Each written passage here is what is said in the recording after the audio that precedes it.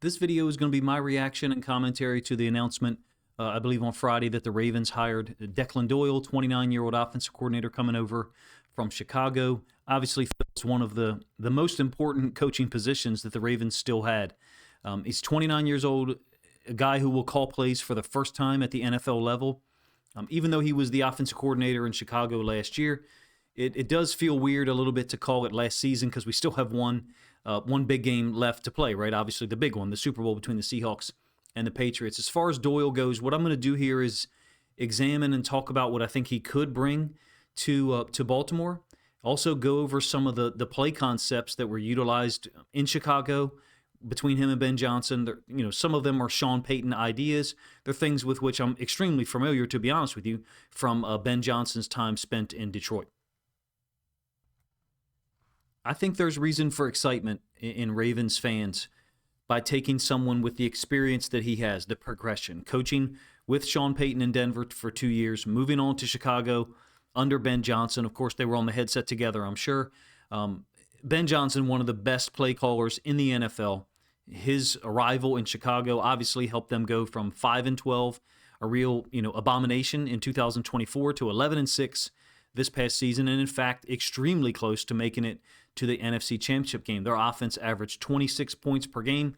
I think it would be a little naive of myself or anyone else to think that Declan Doyle is not going to bring over some of those same concepts and even play calls / terminology. Now, we should not, however, expect him to immediately offer as much as Ben Johnson does. That probably is a little bit unrealistic. But let's get to the specifics as far as his progression as a coach and what things might look like. He clearly is going to have a ton of talent at his disposal. Lamar Jackson, Derrick Henry, Zay Flowers, Mark Andrews, all of those guys, among others. They've put up numbers over a period of time to prove who they are, what they're capable of, right? Flowers has consecutive 1,000-yard receiving seasons to his credit. Andrews' numbers went down under Todd Monken the last 3 years. Much of that is due to just how many sheer weapons Monken had at his disposal, how many guys who could make plays from 2023 to 2025. Andrews did, however, score 22 touchdowns in those last 3 years, although his receptions and targets went down. Rashad Bateman, Keaton Mitchell, who's a restricted free agent, are obviously other guys that have produced and could offer a lot as far as playmaking potential. I think the Ravens and Doyle have a ton of talent in terms of position players to utilize. A bigger factor for me is going to be the quality and the consistency / depth of the offensive line. And then along with that, Doyle's own ability, his level of preparation, his ability to get the right call in at the right time, and also build a system for Lamar that helps him recognize things on the field, change play calls, just before the snap so that he can get us in the best look possible. I'm extremely excited to see how things look from a 21, 12, and 13 personnel platform. They used a lot of groups in 2025 in Chicago. The Bears were multiple tight end groups, in fact, reliant oftentimes. Now, you can understand, right? They had Colson Loveland and Cole Kmet. They were in 12 personnel 32% of the time. That's a 10% increase over league average this season, 2025. They were in 13 personnel, just above 8%, whereas the NFL average for that is just above 5%. So if you combine those two, either 12 or 13 personnel, Chicago was in a multiple tight end group above 40% of the time. It would certainly be nice to have that type of approach with Andrews, Likely, and Kolar available, but both Kolar and Likely are UFAs. They each offer different skill sets, obviously. I do expect there to be a market for their talent level and what they've been able to put out there on film. I'm going to alternate here between commentary and showing film in groups, and there's kind of a design or a rationale for that. So I'm going to show you 4 plays here to focus on their run concepts, how the Bears utilize 13 personnel, a multiple 13 personnel group. And what I mean by that is they rely on one of the tight ends to be a fullback. Oftentimes, I think it's number 81 for them, Sheath, however you pronounce his name. But, for the Ravens, that could clearly be Pat Ricard. My suspicion is that Declan Doyle, if he aligns with Ben Johnson, would prefer to not have a dedicated fullback. Even Ben Johnson's time spent in Detroit, he utilized tight ends as fullbacks. I think it's just to get another athlete on the field, force you as a defense to match personnel consistently, as if there could be, more receiving options compared to, a Pat Ricard. This is just a variation of toss double. So motion tight end and the tight end who's set up in the backfield as an offset fullback, they're both going to deal with this edge defender, but in a differential timing standpoint. So first of all, you got the tight end to the boundary going up to the safety, so they're leaving this corner, the boundary side corner, unblocked. That's typical as far as how teams, block plays into the boundary. Double teaming the edge defender and then asking the running back to try to read it, fit his initial path inside of that blocking scheme. Very San Francisco 49ers-esque. Oftentimes, they're doing this out of a 12-personnel group, they, the 49ers, or 21 with Juszczyk as the fullback. But it's a toss double, a late double, if you will, by the tight end who goes in motion, ends up springing the rookie running back for a big gain. They did run for, over 2,400 yards this year. A little bit of a variation off the same concept. Again, it's a 13-personnel group, but one thing Ben Johnson does well, and we can hope that Declan Doyle kind of grabs or took from him, is use different formations to run the same concepts. I think his saying was, we want to make different things look the same, and we want to make the same things look different. That last part of that, the same things look different, to me, to my brain, to my ears, just means we want to be able to run the same concept out of multiple formations so that you don't have a tell. There could be a place for Ricard in this offense. He would really, I think, end up probably being looked at as a sixth offensive lineman. So he would more so spend time here as an inline tight end, like you see up there. But essentially, you got the same concept here. Motion tight end, except now the motion tight end is stepping to the edge defender first. I wonder if that's the way this play is supposed to work out.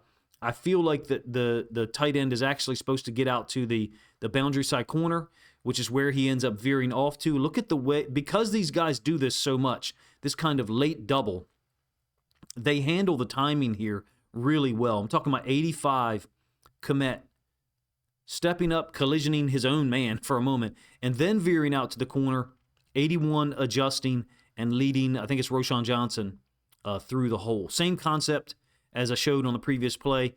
Hopefully you get the idea, right? There's some different concepts, different run schemes in this platform or in this offense.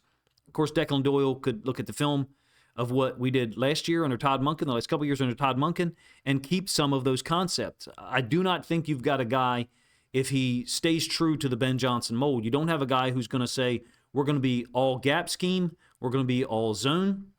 They'll do a little bit of both. Now, part of what I'm going to do here at the end of this video is go over a couple of trick play variations that Ben Johnson uses. I hope that Declan Doyle brings that mentality with him. It's one that I suspect they implement in practice consistently. What I mean is, I think that Ben Johnson, for years in Detroit, and now probably last year, or this season, however you want to refer to it, in Chicago, has a dedicated time period for trick plays, but it's a pullout.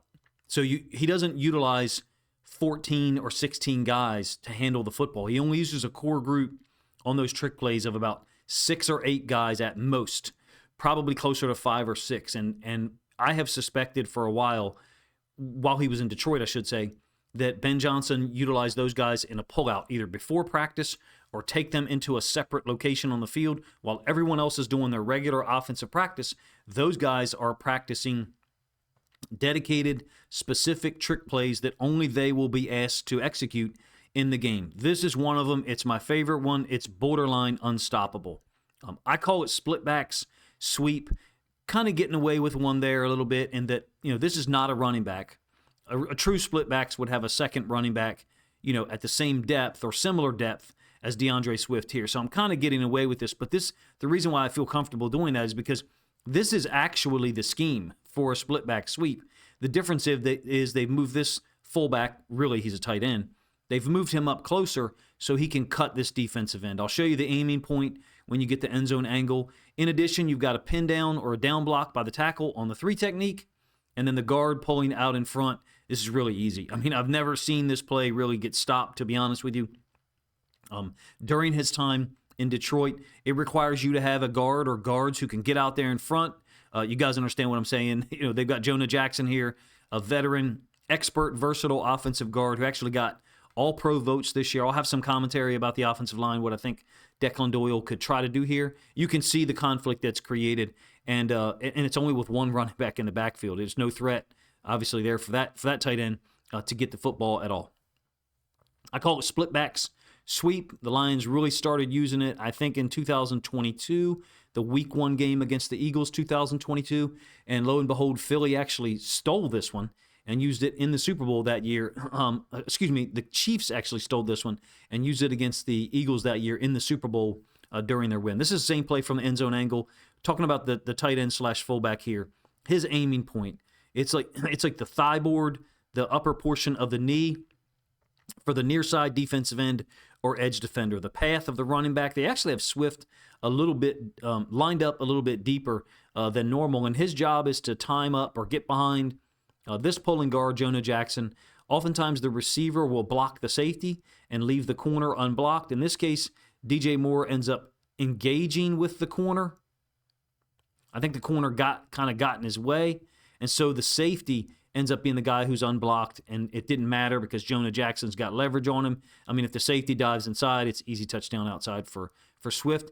It's just a numbers game. I did 2 standalone videos on this concept, one that was Lions related, one that was just a generic look at Splitback sweep and why I found it to be so unstoppable. Sometimes they do it out of the shotgun. Sometimes Ben Johnson in Detroit by 2024 was doing this from 2 or 3 or 4 different formations to really not give you a tell at all. This particular formation is the most basic version of it. One more play or formation in play with which I have some familiarity, and again, it's a carryover from Ben Johnson's time spent in Detroit. Look, it's possible that Declan Doyle doesn't take some of these things, but I find it hard to believe that he was the offensive coordinator in 2025 in Chicago, studying how defenses would line up, what the counters or reactions for the offense could be based upon defensive alignment and coverage calls, and then he's going to suddenly change gears completely in Baltimore. Do I expect there to be some merging of what we've done before? Sure. Lamar Jackson comes pre-installed with mastery of a whole bunch of different techniques, some options, some otherwise. This is a 12 personnel group. I call it broken bunch.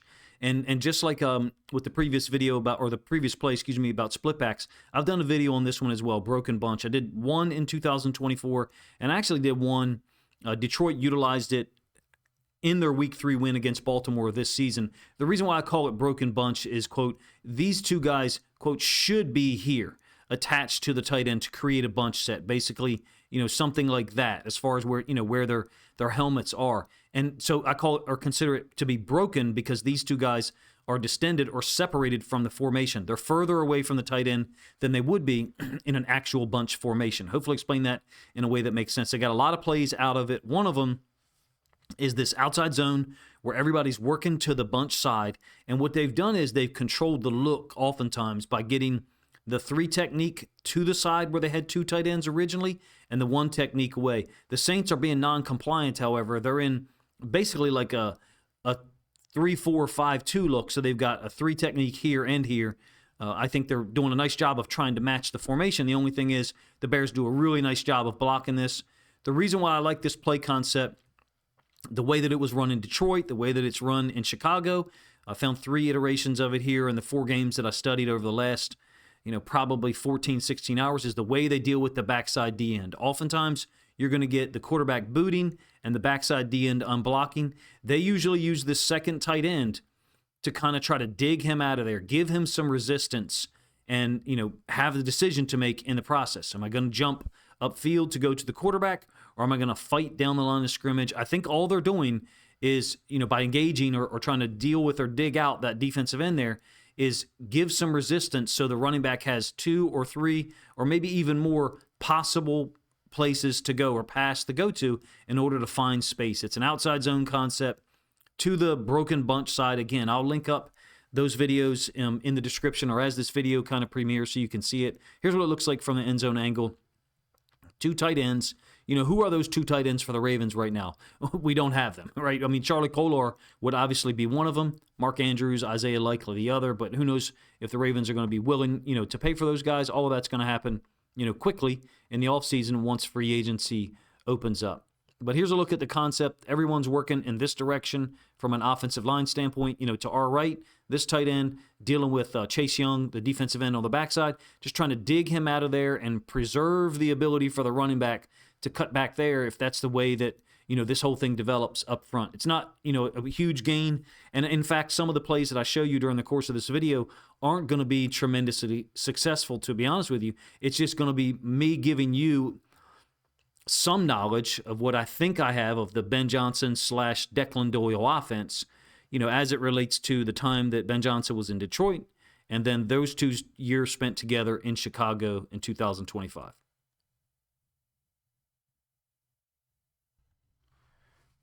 All right, so first, back to the commentary for a moment. I'm going to give you what I think is bullet point number 1 for Declan Doyle. As far as how does he begin to build an offense that incorporates the talent of these returners, and there's a lot of questions, the first of which should be offensive line. That needs a drastic improvement, right? But at the same time, deciding how much of his own scheme from Chicago this year to retain. I want to address the offensive line dynamic first, and in order to do that, I'm going to use or talk about Ben Johnson's hiring in Chicago a little over 1 year ago today. So he was hired as the Bears head coach January 1st, 2025. That was 2 days after Detroit's division loss to the Commanders. You can understand why Lions fans were so upset with him. A, he went to a division opponent, and B, he did it after, one of their most disappointing losses ever to the Washington Commanders. All he did in Chicago, even before the draft, was acquire 3 proven veteran offensive linemen, interior offensive linemen. Already traded for Joe Thuney from the Chiefs and Jonah Jackson from the Rams. But I want to talk about the timeline of that and how it relates to Declan Doyle. If he looks at our offensive line from 2025 and identifies it in a similar manner or a similar vein to how Chicago played in 2024. Basically, in case you don't know, Declan Doyle was hired 7 days after Ben Johnson was named the head coach there. So January 28th, 2025. So he was there for the entirety of this offensive line rebuild. Okay, so they traded to get Joe Thuney on March 12th, 2025. The first day of free agency, a 4th-round pick, I believe. Then they traded for Jonah Jackson. Traded away a 6th-round pick to the Rams to get him on the same day, I think 2 hours later. Ben Johnson, at that point, he had been the head coach for 51 days when they traded away for Thuney and Jackson. How did it turn out? Well, both of those guys received accolades for their performance this season. Thuney was a first-team All-Pro, and then he switched to left tackle because of injuries in the playoffs. And then Jackson actually got some All-Pro votes as well, 7. I think he was named to the Pro Bowl. 1 day later, actually a little bit less than 1 day later, March 13th, 2025, the Bears signed Drew Dahlman to a free agent contract, $42 million over 3 years. So you're talking about a span of 24 hours, let's call it basically. They brought in 3 starters along the interior of the offensive line. Declan Doyle witnessed all of that. I want to keep this in mind for you. Like I said, he was hired 7 days after Ben Johnson. It was a quick hiring compared to, maybe the way we would perceive this now, but the timing works out the same between Jesse Minter's hiring and Declan Doyle's. Essentially mid-March, early mid-March, they trade for Joe Thuney and Jonah Jackson, signed Dahlman the following day, and complete a complete rehaul of their interior offensive line. The Ravens need that. Right now, we needed it a year ago. Even though the people in charge at the time, and many of you listening, and many people who also try to evaluate the Ravens, didn't identify it. I'm okay with that at this point. We've moved on. We've got Jesse Minter in the building, a new offensive coordinator who was a part of an O-line rebuild 1 year ago, well, a little less than a year ago, 10, 11 months. How to build the offensive line by any means necessary. And I think it should also be said that not only did Chicago acquire 3 veteran offensive linemen, they used a second-round draft pick last year to draft Ozzie Trapillo. 4 new offensive linemen added to the roster in the span of free agency up to the draft. Serious commitment to the O-line by Ben Johnson. Declan Doyle is a part of it. Not just improving the protection for Caleb Williams, but then also safeguarding the position O-line with quality depth. I think that's where we are for the Ravens heading into 2026. Maybe you don't. And when I say where we are, I mean -3. Needing to look at it like picking up 3 quality players, maybe 2 of which will be starters and 1 will be depth. Perhaps you don't think it's -3. Maybe you think it's -2. I would be willing to settle or agree upon a -2.5. But there is a level of severity that I'm loosely comparing to the dynamic a year ago for Chicago. And that's why I brought up this whole timeline as it relates to Declan Doyle. Hopefully it's not boring to you, but just for information's sake. Caleb Williams, his rookie year, 2024. Of course, neither Ben Johnson nor Doyle are in Chicago for it. Nonetheless, Caleb Williams gets sacked 68 times. Last year, after the O-line rebuild, 24. Meanwhile, Chicago also puts up 142 rushing yards per game. That's 3rd in the NFL, behind the Bills and the Ravens. I think the running back talent here in Baltimore is levels above what they had in Chicago. Obviously, we had Derrick Henry dragging an inferior O-line to 1,500 rushing, or almost 1,600 rushing yards and 16 touchdowns. This is a huge opportunity for Doyle to walk into this building as a 29-year-old offensive coordinator and say, we've got to go +2 or +3 in free agency / the draft. I want to be clear with you. If the Ravens do not acquire starting offensive level talent at the offensive line position, at least one, because we do have Emory Jones, so he would change that dynamic from a -2, -2.5. He could subtract or add 1 to it, however you want to refer to it. But what they did was bring in a first-team All-Pro, a guy who was close to making second-team All-Pro in Jonah Jackson. The salary commitments were real, don't get me wrong, from a Bears perspective, right, to bring those guys in. You know what they had to give up was one fourth round pick and 1 6th-round pick. I don't know about you.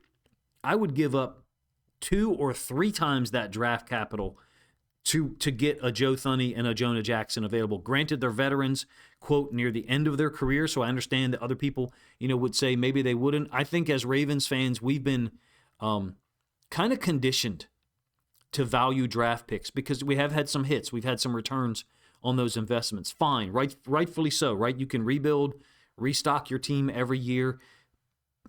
But I can't help but think, let's do it this way. Someone a year ago, not necessarily a Ben Johnson, but someone within the Ravens organization says, we need an offensive line rebuild. Someone actually who could evaluate things realistically in terms of the O-line. And then, well, if that happens, maybe Jesse Minter's not here. Maybe we win 2 or 3 more football games in 2025. I think that's the whole point, is all other things being equal.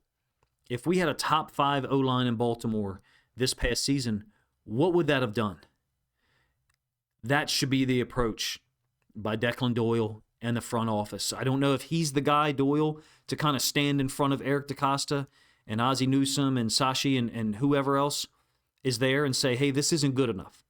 It's really not even close. And we knew that. I knew that a year ago. You're welcome to go back and watch my film studies from a year ago and talking about it, especially my reaction to the Bills' playoff loss in 2024. But maybe it's not Doyle.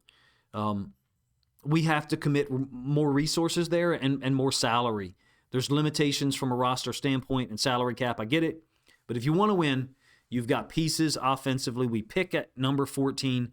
If you don't get it done, Declan Doyle and whoever else is responsible for evaluating the O-line, we risk an inconsistent offense like we saw in 2025. I know I've belabored the point, and I've belabored the point for over a year, maybe 14, 16 months, I'm not sure. Perhaps Doyle and Dwayne Ledford, the new offensive line coach, those are the guys to make those statements about what a high-level offensive line looks like and how far away from that we actually are. All right, I'm going to show a couple of 11 personnel run concepts and then one really cool variation off of a 13 personnel run concept. So I'm going to do 3 plays here and then get back to some of the commentary and tell you what I think is point number 2, or the second thing that Declan Doyle and the offensive staff need to focus on. So first of all, the diversity of the run game. It's interchangeable in a Ben Johnson scheme if Declan Doyle holds on to a lot of it. There are some tells from 11 personnel. Some of it is 11 personnel run concepts to the field. There's generally no lead blocker. 11 personnel run concepts to the boundary. There often is. But I like how they get this done because I like the expectation for wide receivers in this offense. And again, I've watched 4 games film in the last, however many hours since Doyle was named the head coach. You oftentimes get great angles produced either by the formation or the motion. So I'm talking about this outside receiver now getting to the nickel defender. I think it's Upton Stout. And then I believe that's DJ Moore responsible to get to the frontside inside linebacker. He doesn't get a home run there, but what I really love about this one is the way Devin Duvernay and the right tackle are basically comboing or double teaming this defensive end. Who the defensive end sees first, who he's reacting to first, I don't know. But the running back is on this path here. Watch what the receiver does. It's conceptually very similar. Again, that's Devin Duvernay, in case you didn't hear me a moment ago. It's very conceptually similar to the toss double, where one of the tight ends will engage an edge defender or defensive end and then move up to the second level. And in this case, I mean the corner. So the angles are created by the formation and the motion, talking about those guys having superior angles, and then Duvernay late working out to the field side corner. DeAndre Swift, had a great season there, if you ask me. That's Duvernay in the purple spot shadow here, getting out to the field side corner. Lenore, we've got better running backs. We got 2 better running backs probably than what they have in Chicago. Keaton Mitchell's durability, would he hold up under the number of carries, that Swift and the rookie, were given in 2025. I don't know, but my point is Doyle, I'm sure, looks at this offense, looks at the talent from a running back standpoint and says, all we got to do is improve this to where we can be consistent and versatile. I don't think we need to be a zone team. I don't think we need to be a gap team. I think we should be both. And there's a time and place for me to explain some of that. Ben Johnson benefits from, using zone and gap schemes almost interchangeably, but here's what the right tackle is asked to do. The angles that are created are superior even from an 11 personnel platform. And you can see that Duvernay in the right tackle handling that defensive end. Swift getting to the outside, so using the speed of DeAndre Swift and the physicality and commitment of a Devin Duvernay. Those guys tried to block. Other than DJ Moore, I have to be honest, some of the times on film it looks like he takes plays off, but he's asked to block here against an inside linebacker. They have high expectations for the receivers in this offense. Let me give you another 11 personnel concept that I really, really like, and it's going to be kind of confusing here when I draw this or annotate it on the screen for you. It's basically a jet dive. Okay, so what I refer to as jet dive is jet motion to one side and dive to the other. Now that's actually not the path that we necessarily get here, to be honest with you, because the running back is going in the other direction from what I just drew up. The jet that I'm referring to is really Luther Burden crossing in front of DeAndre, or crossing in front of the running back, and then DJ Moore, who originally went in motion, is going to return back to our left-hand side or the right-hand side for the Bears offense. Look at the timing of this. Caleb Williams reverse pivoting. Moore going underneath.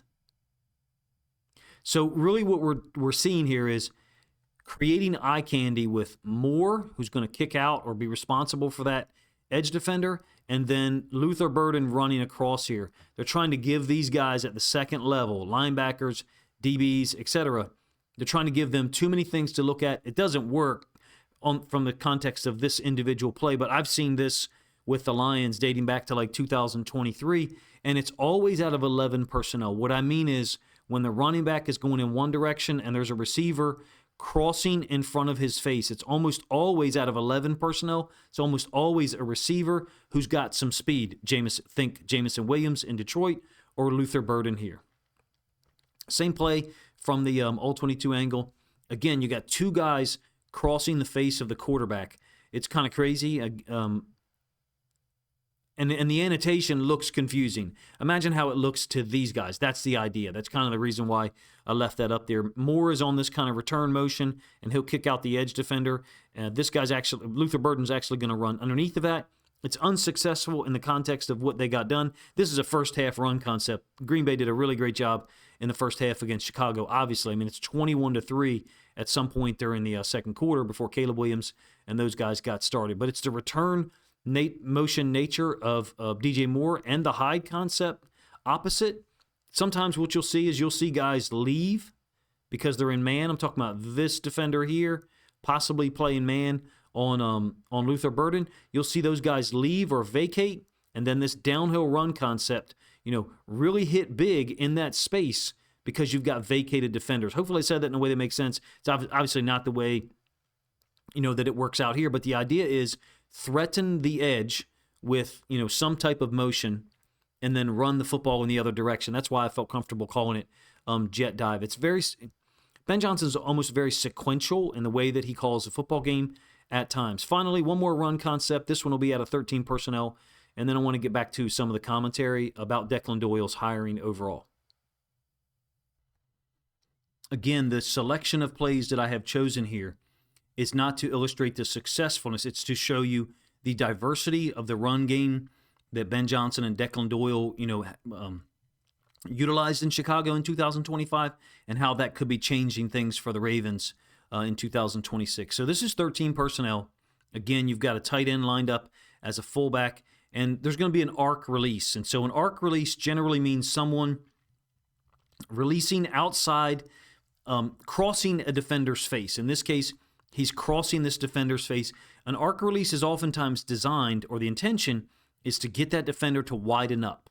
Utilize his rules or keys against him, get him to widen up, and then that would allow the guard, in this case Thuney, to pull and kick him out. Not necessarily the way that this works out, to be honest with you. It's not a tremendously successful concept. It's an F counter play, guard pulling, tight end wrapping, and the halfback taking a little counter step and then downhill. It's an F counter play with an arc release by the fullback / tight end at the same time.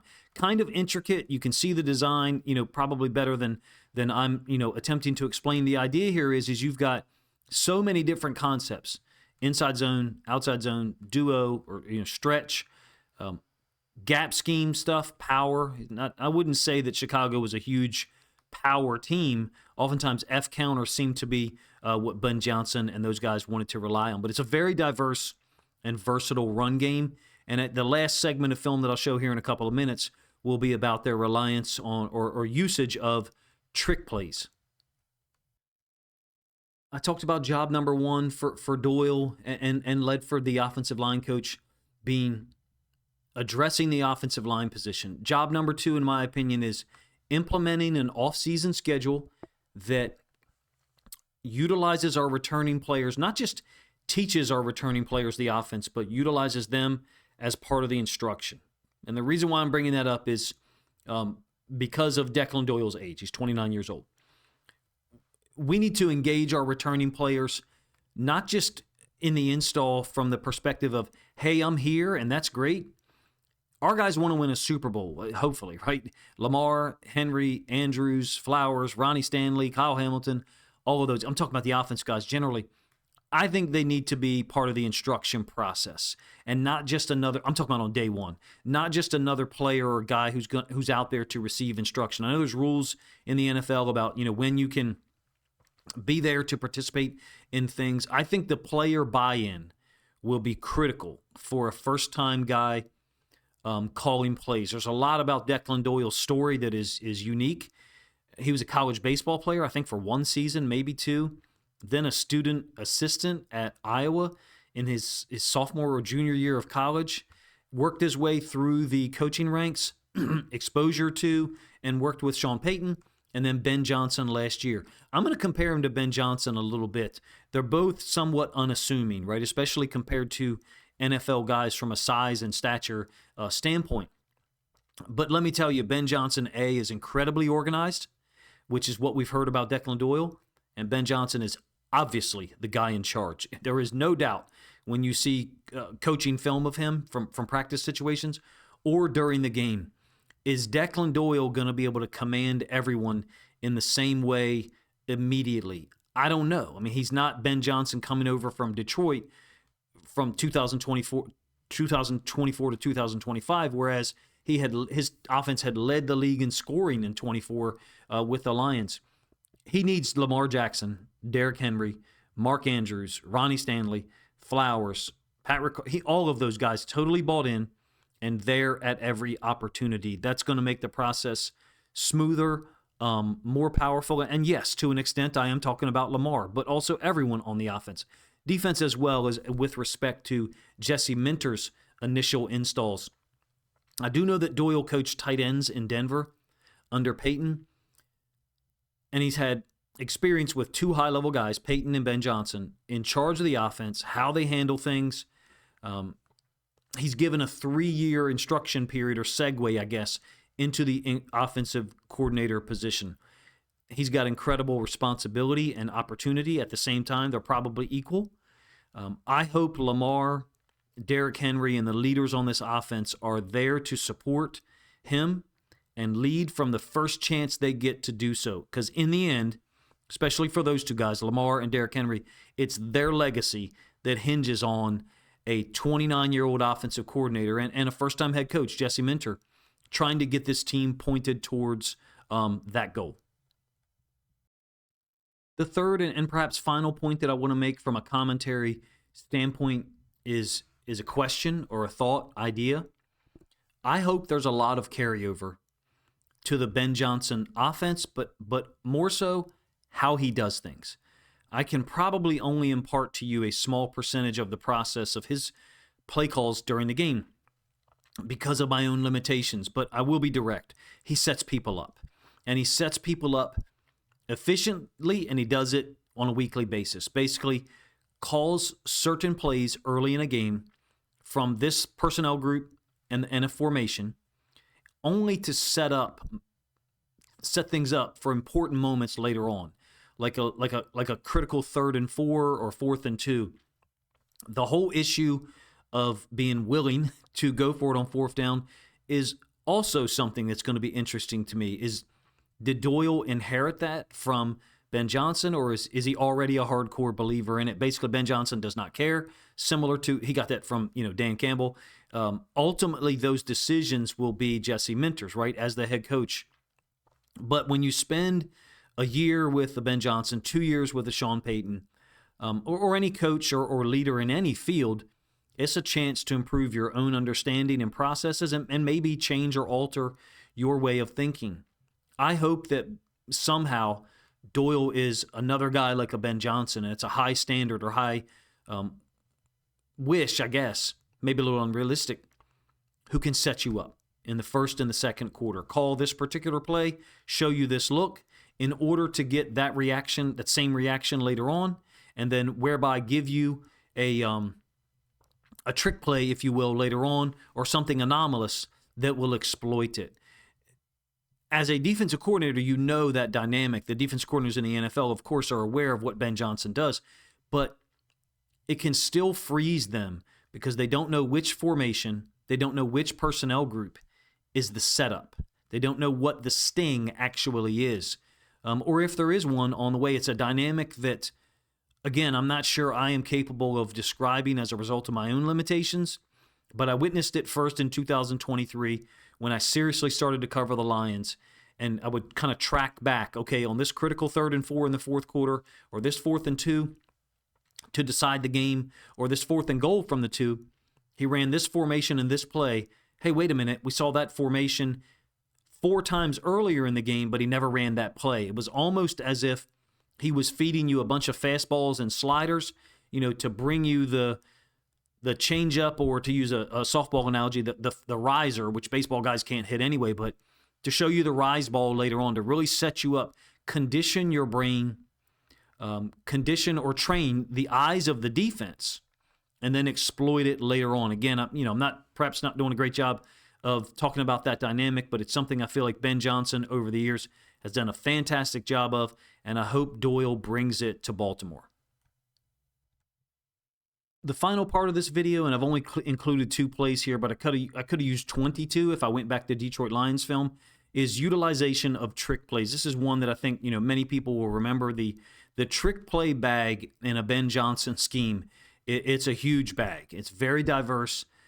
This is generally around the area of the field where you will start to see it used. Sam Laporta, his rookie year, caught a touchdown in this area of the field. Jameson Williams has been a beneficiary of reverses in this area of the field. It's not surprising to me that this example, the first one that I found when I was looking to record trick plays, was this one. It's, of course, the fake flea flicker against the Raiders, earlier on in the season. A couple of things. You've got the left tackle is trying to influence this defensive end to get upfield, possibly to make him think it's a pass rush situation, to get him out of the way, because that's where the running back is going to go after he fakes the toss or fakes the pitch back, flea flicker, to Caleb Williams. Watch the reaction of all of these guys to the fake by the running back. As soon as they see what looks like flea flicker action, whatever they can see, keep in mind, people talk about these guys seeing the quarterback. The reality is you've got a whole lot of bodies in the way sometimes, and not every quarterback is 6'5" or 6'6". That's another element of the Ben Johnson trick plays that I want to bring up, is that oftentimes he hides the football with a player who, for lack of a better description, is far shorter than all of the offensive linemen who are going to be in front of him. Amon-Ra St. Brown, in this case, DeAndre Swift, you can see his knees are bent, so he's short. He's shorter of stature here than he would be if he was standing straight with his legs up. It ends up being actually a penalty that negates the gain, because Swift is got his hand in the face mask of, I think that's Pratt, the inside linebacker, former inside linebacker for the Bengals. It's a great play. There's layers to the Ben Johnson trick plays. I'm just trying to reveal to you a couple of them, maybe 2 or 3 with each one. I'm sure there's far more teaching points than that, oftentimes related to who the guys are going to go block. DJ Moore, you can see, is obviously tracking that safety there. The other receiver from the other side is tracking that safety there. It doesn't work out. It's really not a big hitter anyway. It only goes for 7 yards. I've done a ton of these on Ben Johnson's offense over the years. Not in 2025. I didn't make a single Chicago Bears film study video for various reasons, but I'm going to link up in the description some of these. One of them I know was called Culture of Design, and it was documenting the ways that Ben Johnson utilizes trick plays at certain moments and in certain parts of the field to exploit defenses. And there's layers to it. There's one more that I'll give you, and this one's relatively unsuccessful. It's going to be a tight end reverse, but it's unique the way that it gets it done. And when you get the end zone angle, hopefully I'll be able to explain a part of this. Ben Johnson likes to show you something. He likes to distract your eyes. And so that's why I'm comfortable talking about Declan Doyle in this way. So you've got, I think that's Loveland in the backfield. And then I think that's Sheath, however you say his name. But the real part of this that I love the most is that this is a wing or a slot counter. So they're actually going to hand the ball off to DeAndre Swift. They're a running back, but they've got him in the slot. And then he's going to set the reverse up to the receiver. Well, really, it's a tight end to the field. So there's a lot going on here when you're talking about a trick play that's designed by Ben Johnson. And another reason why I feel so comfortable saying that Doyle will bring some of this with him is it's my belief that Ben Johnson's offense has practiced these in standalone situations in a dedicated manner. I don't believe that he installs new trick plays every week or every 2 or 3 or 4 weeks based upon something he sees from the defense that he can exploit. He already has them installed. I think his trick plays are a bag, a very large bag. And in this case, the tight end who lined up in the backfield, he's trying to get over top of the second level of the defense and essentially run underneath of this clear out, this vertical by, I think that's Zacchaeus, is running a vertical, essentially a clear out concept. The tight end who was in the backfield as this, quote, running back, he's the guy who I think is probably the intended receiver. And you can see that he's starting to break open now. The quarterback appears to be left-handed. The tight end, now quarterback, appears to be left-handed, setting up the throw. He doesn't choose to do so, so it's unsuccessful on a 2nd and 2. I think, he gets like 1 yard. They actually convert it on the next play. But the last issue here that or element I want to address is them showing you something in order to exploit it. So watch how slowly they're lining up to run this trick play. They know the play. They know what they're executing. This is intentional, if you ask me. What I mean by that is they're not rushing up to the line to run the concept to execute the play. I think they want you to see this ball handed off to DeAndre Swift, and then the reverse to the tight end off screen is the second aspect of it. It doesn't work. It's unsuccessful. Say that I'm reading too much into it if you want. The design and the timing of all of these things. By the way, Ben Johnson's the guy who came up with the stumble bomb, right? The Jared Goff touchdown against the Bears late in 2024 when he was acting like he fell down. So there are layers to what they do from a play calling standpoint. There's layers to what they do from a game planning standpoint. Apparently, Declan Doyle was involved in a ton of that, and that's why I feel so comfortable talking about him and Ben Johnson's offense, almost interchangeably. Do I expect him to retain some of what we've done in Baltimore the last 2 or 3 years? I mean, wouldn't you, right? It's incredibly successful. 2024 was historic for the Ravens. It was historic for the Lions also under Ben Johnson. Now we have got, Declan Doyle, a protege of his perhaps, only spent 1 year in Chicago. They were one play away, or one turnover away, I guess, from defeating the Rams in overtime and giving themselves an opportunity to play the Seahawks in the NFC Championship game. Are we going to see the same type of improvement from a Declan Doyle? I believe the only way that any offensive coordinator for the Ravens can make things drastically better in 2026 is if we improve the offensive line, and that means getting rid of Daniel Falele, bringing in another guard for competition with Voorhees and Emory Jones, maybe even drafting a tackle. I don't look at this as just we need one guard. I think we need quality depth. I think we need consistency, and far better offensive line coaching. That's why I'm glad we got the guy from the Falcons, Ledford, and finally decided to move on from George Warhop. It looks like Doyle is being set up to succeed, in my opinion, from a coaching standpoint on the offensive side. I look forward to, your reactions, number one, to the hiring. Do I have some concerns about a 29-year-old guy being a first-time play caller in the NFL? Of course. We know that we can fall back on the guys that we have that have made plays for, decades in high-level football in college or the NFL. But at least in the case of Lamar Jackson since 2018, in the case of Derrick Henry since, I think, 2016, his rookie year, we have a ton of talent at Doyle's disposal, a free agent period starting in mid-March, a draft process where we can supplement this team. I think we've got to move to a more offense-based system from a resources standpoint, salary, and how many guys we draft. We should no longer be looking at drafting 3 of the first 4 players defensive every year. Do we want to see our defense improve? Yes. I think that's the reason we brought in Jesse Minter. I think Jesse Minter can get more out of players who maybe don't have a high ceiling, but he can elevate their floor. I think that's one of the reasons why, we're so happy to have him as Ravens fans. Declan Doyle's got to handle the other side of the football. I tried to present to you guys my reaction to the hiring, as well as my suggestions for the first, second, and maybe even third steps with some film kind of sprinkled in based on my observations. If you don't think the film was applicable, feel free to let me know in the comment section. I will continue to have some videos out that utilizes Bears film from 2025 with occasional usage of some stuff from the Lions in 23 and 24 that I hope that Declan Doyle is going to bring to Baltimore with him. Appreciate you guys' time, man. If you enjoyed the video, please let me know in the comment section, number one. Number two, if you think other Ravens fans would like to hear, my thoughts on this hiring of Declan Doyle being the offensive coordinator, as well as, some of the film that I showed to try to illustrate my points, then please consider grabbing a link to this video, sharing it out on social media to help this content get more reach.